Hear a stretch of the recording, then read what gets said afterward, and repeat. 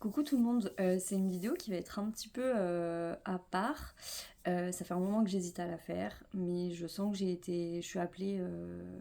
Enfin, j'ai entendu que c'était important que je vous partage mon cheminement de ces derniers temps.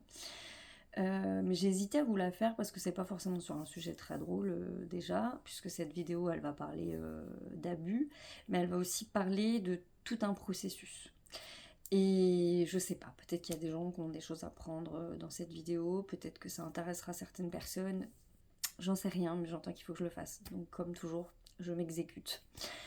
Alors, vous savez que la question des abus, notamment par rapport aux enfants, c'est quelque chose qui résonne beaucoup pour moi depuis déjà un moment. Euh, Moi j'ai vécu dans un environnement maltraitant, mais jusqu'ici il n'y avait pas de notion d'abus. Euh, voilà, il n'y avait pas de notion d'abus et rien de plus. Alors c'est vrai que j'avais, et ça je vous en ai déjà parlé, j'avais des souvenirs enfants. C'est vrai qu'enfant, je rêvais de viol. Ça m'est déjà arrivé plusieurs fois, mais quand je dis enfant, je suis vraiment petite, hein. Euh, J'avais cette sensation qu'on venait sous ma couette la nuit. Mais dans mes souvenirs, comme moi je m'en rappelle, c'est toujours une ombre, en fait, comme vous voyez dans les films d'horreur, un peu, c'est vraiment une ombre noire, un peu informe, c'est-à-dire qu'il n'y a pas forcément la forme d'un corps humain, finalement. Comme il y a la spiritualité, tout ça, pendant longtemps je me suis dit, bah en fait, non, c'est sûrement des énergies que je devais capter, voilà, puis je me suis jamais trop intéressée en fait. Je me suis jamais posé la question de savoir si j'avais été victime d'abus ou non. Ça peut paraître bizarre, hein, mais c'est pourtant le cas. Et puis, il y a eu toute la remontée là ces derniers mois de suite à MeToo, tout ça là, toutes ces affaires là qui remontent de manière un peu trop exponentielle. Et, euh, et voilà, et je sais pas pourquoi, mais je me sentais littéralement attirée. Mais alors, je crois que j'ai regardé toutes les affaires, j'ai regardé toutes les vidéos, interviews de trucs qui parlaient de ça, d'abus, de criminalité, voilà, tout. Voilà, et je regardais, et je sais pas pourquoi. Comme un appel, vraiment comme un appel, mais un appel bizarre, parce que c'est pas un appel sur un sujet hyper passionnant. Et puis, euh, et puis voilà, puis ça se fait un peu tout seul, et je me pose régulièrement la question pourquoi je suis appelée par ça, c'est bizarre quand même. C'est quand même pas très sain d'en regarder autant. Pourquoi ça m'appelle comme ça? Est-ce que j'aurais été. Parce qu'à force de regarder des vidéos, on entend parler de l'amnésie traumatique et on se dit, bah, c'est bizarre quand même, est-ce qu'il y aurait quelque chose, etc. Bizarre. Et je me dis, bah, en fait, techniquement, t'as un doute. En fait, il y a un doute. Euh, Couplé avec aussi une discussion avec une amie qui a un doute similaire. Bref, il y a un doute. Et je fais le. Je me décide à me dire, bon, bah, peut-être que ça serait bien d'aller vérifier ce doute, en fait, de savoir. Je pense notamment à Caleb. Et je me dis, bah, pour éviter de reproduire, je voudrais pas qu'il lui arrive quelque chose si il doit se passer. Si je dois lever un doute, bah, autant le lever.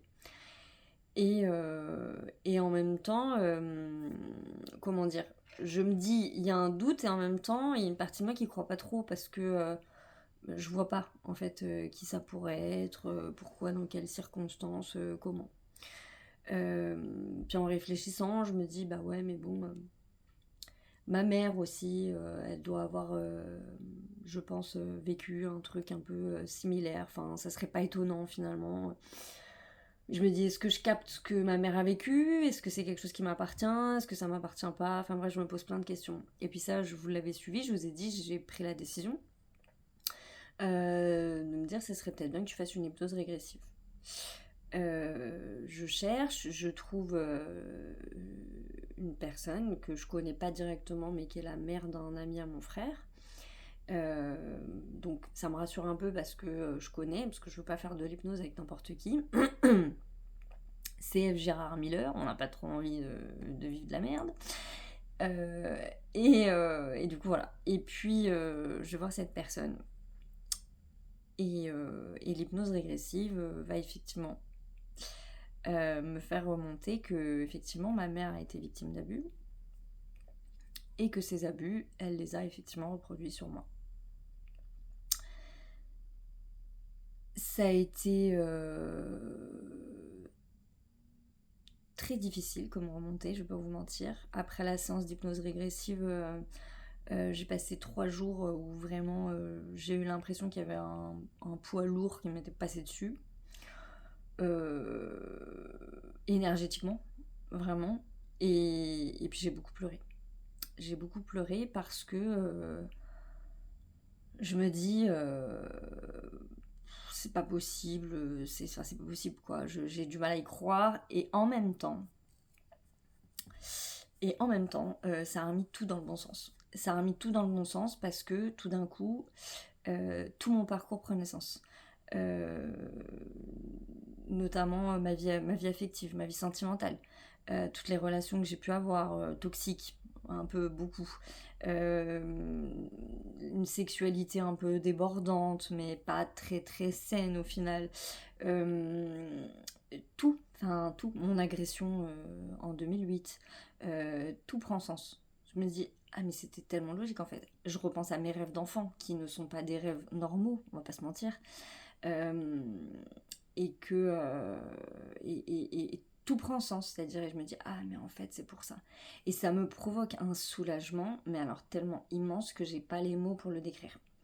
Par chance, cette hypnothérapeute que j'ai été voir a été excessivement compétente parce que en plus elle m'a permis de gérer la charge émotionnelle qu'il y avait derrière, ce qui fait que certes pendant 3 jours j'ai pas été bien du tout, j'ai eu beaucoup de remontées de tristesse, mais très concrètement depuis que j'ai fait la séance, je tiens plutôt bien. Alors après, j'ai eu des réminiscences. Par contre, ça a levé les souvenirs. Donc ça, c'est pas facile à gérer. Je vais pas vous mentir, c'est très difficile. Donc c'est pas vraiment des souvenirs. Enfin, c'est des souvenirs corporels en fait. Et c'est peut-être ce qui est le plus difficile à gérer. C'est que même encore aujourd'hui, j'en ai encore. Donc j'ai mon corps qui va se réveiller et qui va revivre les sensations. Et ça, c'est excessivement compliqué. Alors, mon parcours est encore en chemin, donc l'histoire n'est pas finie, mais voilà. Et une deuxième information après arrive assez rapidement, celle que j'aurais été victime d'un autre abus, par un homme cette fois, enfant également. Euh, et tout se fait dans le même espace-temps, en fait, quasiment. Donc après la séance, je vis ces 3 jours où je vais pas bien, les souvenirs remontent. Euh, et même si je vais bien, parce que ça prend sens, parce que ça, je me dis, je comprends tellement mieux mon parcours, je comprends tellement mieux plein de trucs en fait, vraiment, ça vient illuminer, c'est terrible ce que je vais dire, mais je crois que c'est aussi pour ça que j'ai besoin de vous en parler, pour vous montrer que un truc hyper trash, bah là en fait, à partir du moment où j'ai la levée d'informations, ce que ça fait surtout, c'est que ça met de la lumière, quoi. Et je comprends mieux vraiment plein de choses. Mais bon, forcément, c'est quand même brassant. Donc, je décide à la suite de ça, assez rapidement, surtout avec la réminiscence de souvenirs d'un autre abus, de me dire j'ai besoin d'être accompagnée. Je peux pas, c'est trop risqué, je suis maman solo, et Caleb et Snoop quasiment H24, je peux pas me permettre de m'effondrer, donc faut que je sois accompagnée dans cette remontée de souvenirs. Je cherche et je finis par trouver une psychologue qui est spécialisée en plus dans les constellations familiales. Et je- merveilleux choix. Vraiment, cette personne est formidable. Ça fait longtemps que j'avais pas vécu ça, une psy géniale. Vraiment, vraiment géniale. Et il n'y a pas si longtemps que ça, 1 ou 2 semaines, parce que tout ça c'est assez récent finalement, je fais une séance, du coup elle me dit ça serait bien qu'on aille voir la petite Morgane. Je lui explique ma vie, mon parcours, les premières séances, ça servait un peu à ça. Mais je lui explique aussi beaucoup cette notion de peur que je vis, dont je vous parle à peu près toutes les semaines en guidance. Snoop, toutes ces choses-là. Et c'est aussi pour ça que je vous en parle, parce qu'en fait, je me rends compte à ce moment-là que tout est lié, en fait. Tout est intrinsèquement lié. et toutes ces questions que j'avais autour de la peur, autour de Snoop, qui cristallise tout ça, hein, qui est le miroir parfait de l'expression de ma peur les plus terribles, c'est-à-dire la peur des agressions, en fait. Et où, en fait, j'avais des bouts de trucs qui se baladaient, mais j'étais incapable de faire sens et de tout mettre en me disant, mais attends, comment... en fait, vous pouvez faire les soins énergétiques que vous voulez. Vous pouvez... Voilà, s'il n'y a pas cette remontée d'informations, bah, ça peut pas marcher, en fait. En tout cas, ça a été, moi, ce que j'ai vécu. Je vous partage vraiment, là, mon bout d'histoire. Et du coup, cette séance, on fait d'abord une séance de psy, on parle, enfin, plusieurs, on parle, et puis elle me parle de la petite Morgane. Et quand elle m'en parle, alors que c'est très bizarre parce que j'ai déjà été connectée à la petite Morgane, c'est déjà des exercices que j'ai fait, que je vous amène parfois à faire, mais voilà. Et là, quand elle m'en parle, effectivement, je ressens que je suis absolument, non seulement je suis pas connectée à la petite Morgane, mais qu'en plus elle m'énerve. Je ressens de l'agacement, en fait. Et je me dis, tiens, c'est marrant, pourquoi elle m'énerve comme ça? Et quand elle me pose la question, on termine la séance comme ça, et je lui dis, mais non, mais elle m'énerve parce qu'elle est un peu trop fragile, quoi. Elle est un peu trop. Elle chouine un peu trop, quoi.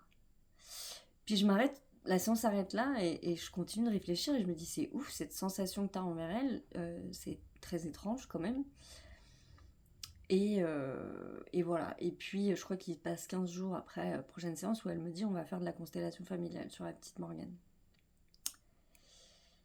Et la séance sur la constellation familiale sur la petite Morgane, très impressionnant. C'était ma première séance de constellation, donc très impressionnant. Ça met du temps à remonter, mais à la fin, je m'effondre, en fait. Je m'effondre, mais vraiment. Et ce qui ressort, c'est que la petite Morgane, en fait, elle est terrifiée. Elle n'a pas peur. Elle est terrifiée. Comme si, voilà, elle était entourée de... Et c'est très étrange pour moi, en fait, parce que de mon enfance... Alors, je vivais de la merde, hein, ça c'est sûr, c'était pas cool, mais de la terreur...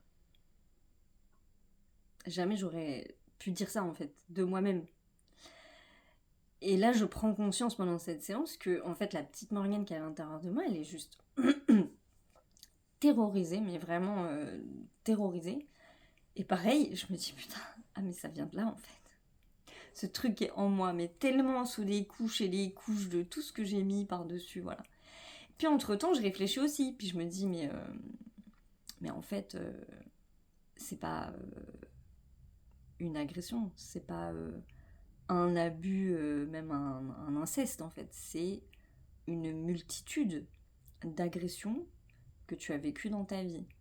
Et je fais comment dire, le compte, quoi, dans ma tête. Alors effectivement, ça commence par l'inceste. Après, il y a cette espèce de truc d'abus avec un homme dont je ne sais rien. Mais je me souviens, après, enfant, je me souviens quand j'allais à l'école, je sais plus en quelle classe j'étais, mais j'étais quand même assez petite. Hein. Enfin, je devais être en CM, mais voilà. Il y a un exhibitionniste que je croisais quasiment tous les matins quand je venais à l'école. Et je me souviens, il était en vélo, et vraiment l'exhibitionniste, quoi. De base, il avait un impair... avec enfin, voilà, rien en dessous, et il ouvrait son impair, quoi.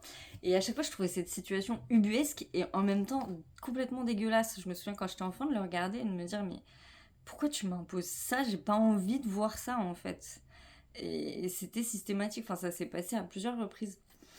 Et puis après, je me souviens de situations adolescentes où je suis dans le bus, et il y a un gars, le frotteur du bus, quoi, très concrètement, quoi, qu'on profite pour vous tripoter alors que vous êtes dans le bus, que vous êtes coincé, qu'il y a plein de monde, que c'est super gênant, et qu'on peut rien dire, en même temps on est super mal à l'aise, et voilà. Et puis après, bon, comme je disais, je vais pas m'étaler sur ma vie sexuelle, mais une vie sexuelle pas ouf, saine de ouf non plus, avec de la mise en danger, avec voilà, des rapports Bon, pas ouf, je ne m'étendrai pas.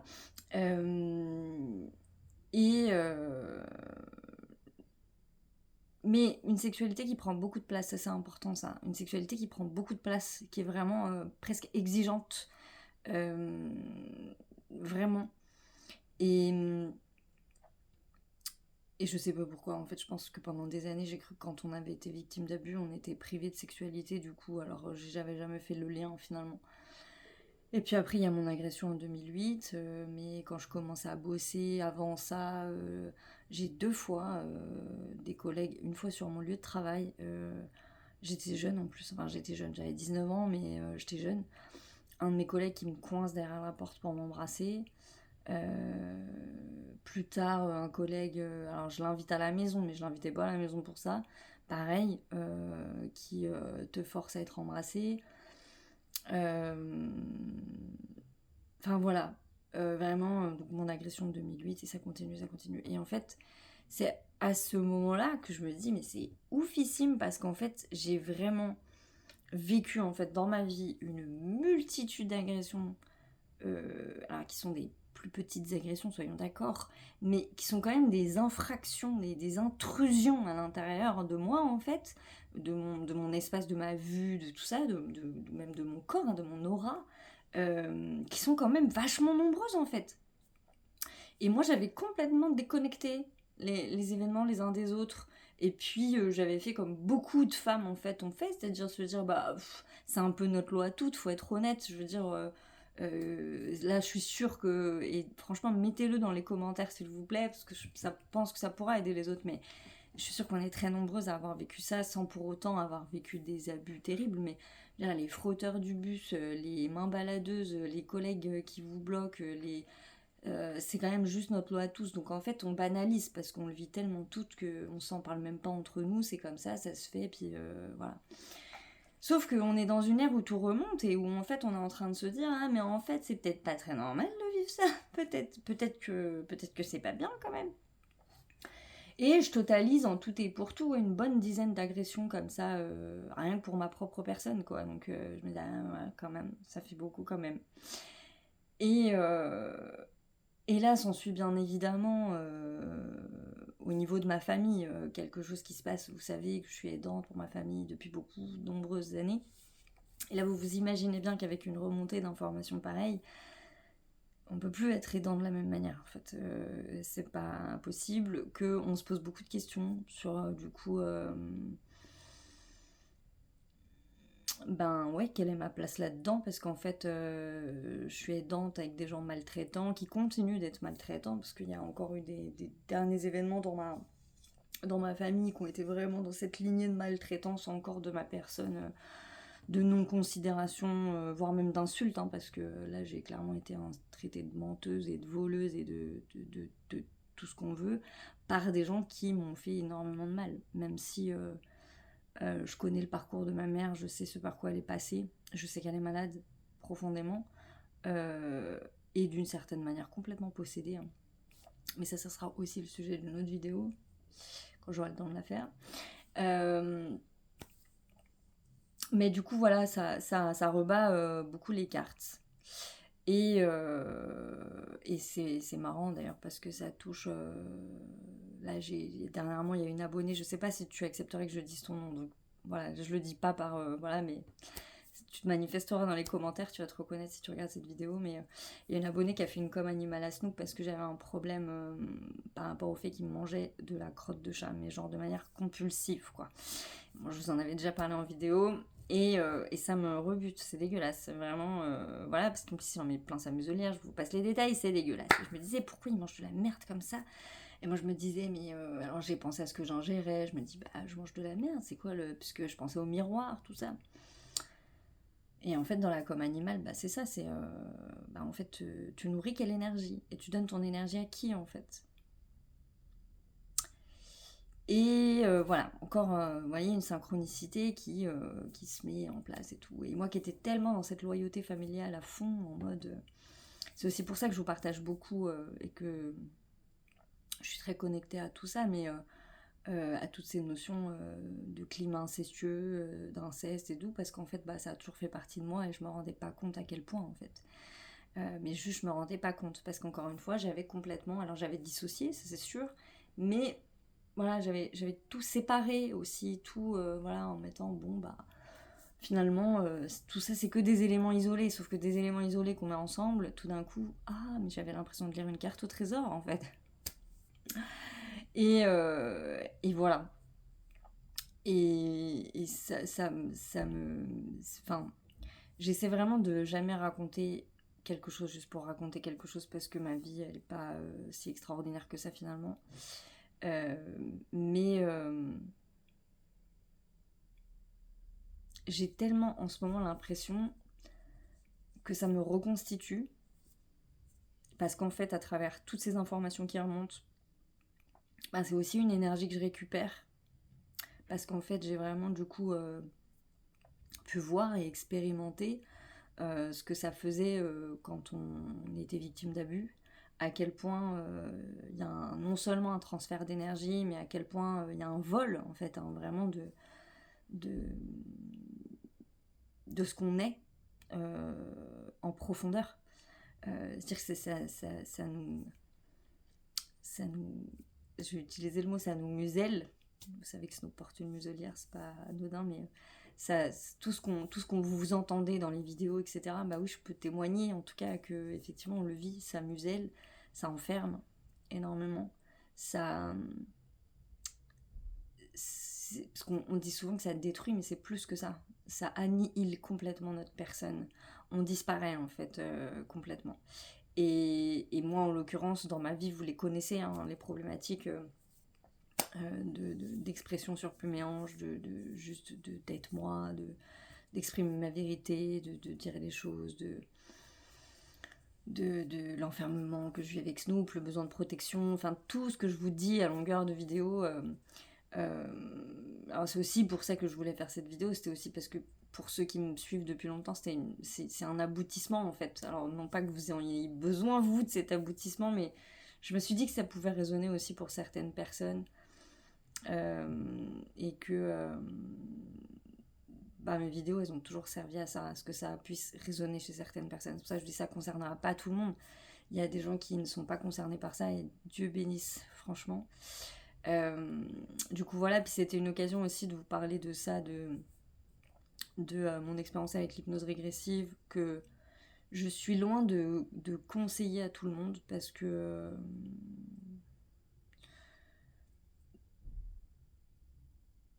comment dire, bah parce que c'est brassant en fait, tout simplement. C'est-à-dire que j'ai un doute qu'il se soit passé quelque chose, mais j'ai pas de souvenir, à passer à ok j'ai un souvenir. Et là il y a tout l'après en fait. C'est aussi ça le truc, c'est que quand on va dans ce chemin, il faut accepter d'être accompagné jusqu'au bout parce qu'une fois que la porte est ouverte, on peut plus la refermer en fait.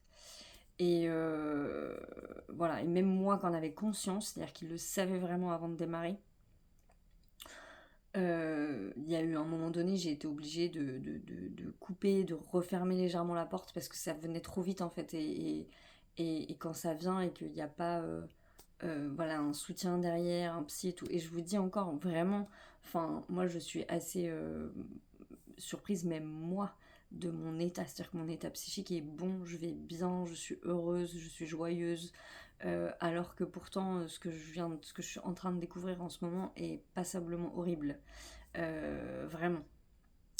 Et pour autant, je me suis jamais sentie aussi bien de ma vie. Parce que je me sens libérée, parce que je sens que ça prend sens et que je sens vraiment que tout ce qui était en moi et qui était caché, qui était pas bien, et ben tout d'un coup, voilà. Mais faut accepter de voir la vérité en face en fait. Ce que je vous dis aussi à longueur de temps. Mais c'est pas facile. Je reconnais volontiers que c'est pas évident, que faut le faire vraiment quand on est prêt à le faire. Il n'y a pas de hasard de toute façon. C'est dingue. Je baille. Je ne sais pas pourquoi. Je dois libérer un truc. Mais il n'y a pas de hasard dans tous les cas. Quand on doit faire, on fait les choses. Et s'il y a une remontée, bah, elle se fait en fait, quoi qu'il arrive. Mais c'est vrai, et cette vidéo, elle s'adresse aux hommes comme aux femmes. Hein, ça nous parle à tous. Mais c'est vrai que c'est très important parce qu'on touche justement à ces notions de rapport de domination et de la domination euh, dont on a soi-même fait l'expérience, des emprises dont on a fait l'expérience et dont il est difficile de se détacher. Et je vous le dis parce que j'ai passé vraiment beaucoup de temps chez le psy dans ma vie. J'ai fait plusieurs thérapies diverses et variées, que ce soit des thérapies plus psychocognitives ou que ce soit vraiment des thérapies euh, plus dans la spiritualité, donc un petit peu plus holistique.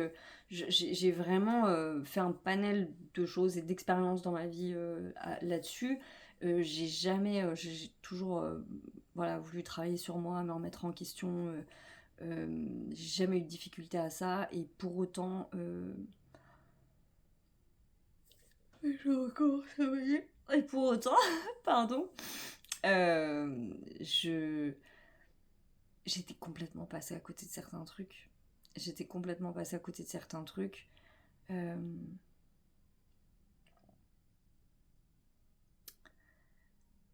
et j'avais pas vu. Parce que quand on n'a pas envie de voir, ben en fait on voit pas. Et quand on n'a pas envie de savoir, ben en fait on sait pas. Et, et voilà. Mais toujours est-il que vraiment, enfin bon, la finalité c'est que je vais mieux. J'ai du coup le travail n'est pas terminé, je sais, il y a encore des informations qui doivent remonter. Euh, mais je vous ferai la suite. De toute façon, il y aura une partie 2. J'ai pas du tout envie de vous teaser ça parce que c'est pas, voilà, c'est pas la série Netflix de l'année. Voilà, et c'est intéressant comme à quel point tout est relié.